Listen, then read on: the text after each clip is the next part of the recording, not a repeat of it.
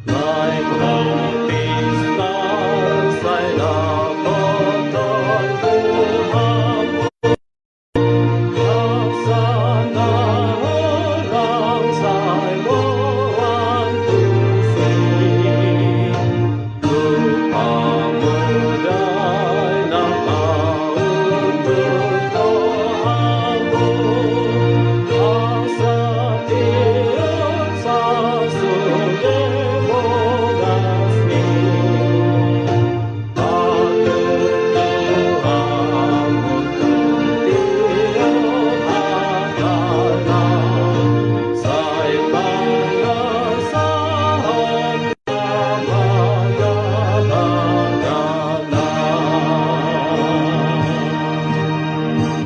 Kasih karunia dan damai sejahtera dari Tuhan Allah Bapa kita dan dari anaknya Tuhan Yesus Kristus menyertai kamu sampai selamanya. Amin. Selamat pagi saudaraku.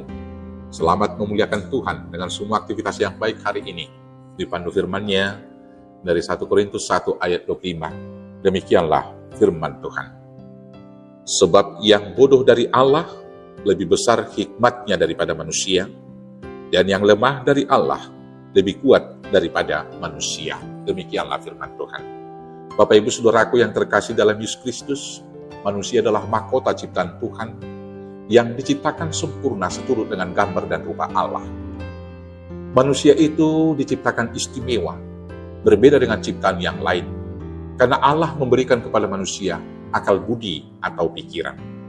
Pikiran tersebut menjadi keistimewaan dan kekuatan manusia untuk mengelola dan juga menguasai bumi dan seluruh isinya. Tetapi pikiran tersebut sekaligus juga menjadi titik yang paling lemah dari manusia. Iblis mengetahuinya, maka dia mempermainkan pikiran manusia dengan memanipulasi firman Tuhan. Kemudian manusia mempercayai kebohongan iblis dan berpaling dari Tuhan, dan selanjutnya manusia itu jatuh ke dalam dosa. Kemudian manusia bersandar kepada pikirannya dan pengertiannya sendiri itu, memenuhi kebutuhannya untuk mempertahankan hidupnya dengan mengandalkan pikirannya. Tetapi hal tersebut hanya menghasilkan kejatuhan ke dalam dosa yang menghancurkan dan merusak hidupnya.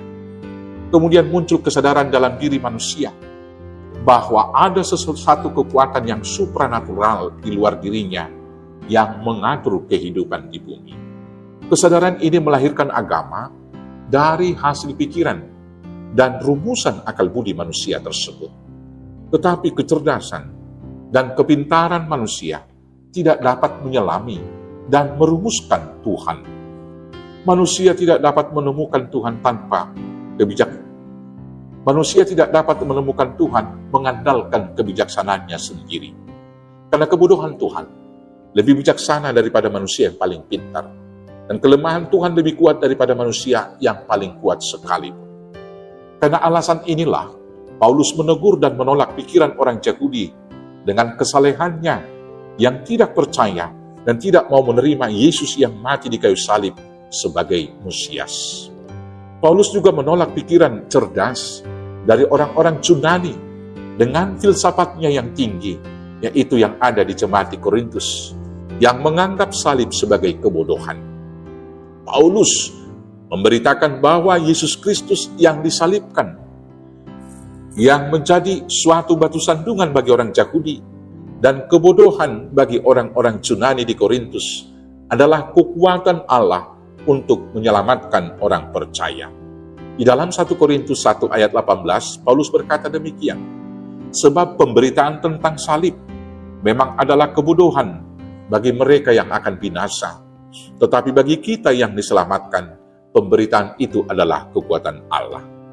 Karena kejatuhan manusia ke dalam dosa, maka manusia itu terasing selamanya dari Tuhan, sehingga akan mengalami kebinasaan karena upah dosa adalah maut. Tetapi karena kasih-Nya, Tuhan telah merencanakan satu jalan keselamatan, yaitu dengan mengorbankan anaknya yang tunggal, yang dikasihinya, yaitu Yesus Kristus, yang menjadi korban pengganti untuk menebus manusia dari dosa dan memberikannya hidup yang kekal. Pengorbanan tersebut dituntaskan dengan kematiannya di kayu salib. Namun ia tidak mati selama-lamanya. Ia kemudian bangkit pada hari yang ketiga dan naik ke surga untuk menyediakan tempat bagi setiap orang yang percaya kepadanya. Kejatuhan manusia ke dalam dosa diawali ketika manusia bersandar kepada pengertiannya sendiri. Kemudian manusia itu terus mencari keselamatan melalui hikmatnya sendiri, mengandalkan akal pikirannya yang tidak sempurna. Tetapi, betapapun bijak atau cerdasnya manusia, mereka tidak dapat menemukan Tuhan melalui pikirannya. Walau demikian, mulai dari konteks bacaan hari ini, sampai pada masa sekarang, masih saja banyak orang yang mencemooh jalan keselamatan yang diberikan oleh Tuhan Allah, yaitu salib Kristus.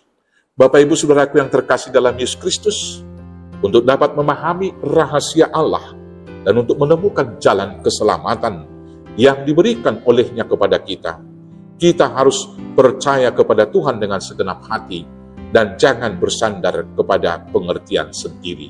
Amsal 3:5. Percayalah dengan segenap hatimu bahwa hanya Yesuslah jalan satu-satunya untuk menerima keselamatan. Salibnya adalah kekuatan Allah yang telah mematahkan hukum dosa dan maut. Selamat hidup di dalam hikmat Allah. Selamat menemukan jalan keselamatan. Amin. Kita bersama dalam doa. Terima kasih Bapa yang baik atas keselamatan yang Tuhan berikan.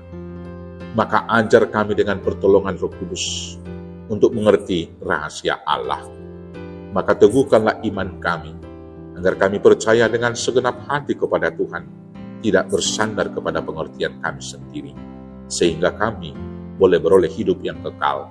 Di dalam nama Yesus Kristus Tuhan Juru Selamat kami yang hidup. Amin. Selamat dipimpin oleh hikmat Allah. Selamat bertemu dengan Tuhan. Selamat beraktivitas. Tuhan Yesus memberkati. Horas, horas, horas.